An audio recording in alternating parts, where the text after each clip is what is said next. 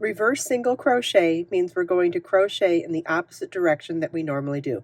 If you're right-handed, you crochet from right to left. If you're left-handed, you crochet from left to right. And for reverse single crochet, you're just going to work in the opposite direction that you normally work in. So because I'm right-handed, I'm going to crochet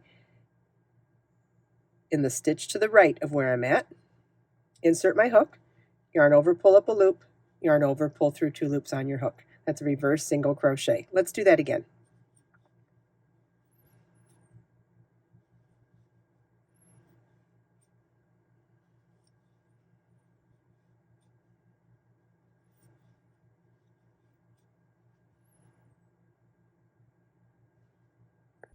I hope you enjoyed this video. If you have any questions at all, please feel welcome to leave them for me in the comments. Let us make time to create, share, and inspire today and every day. I'll see you in the next video.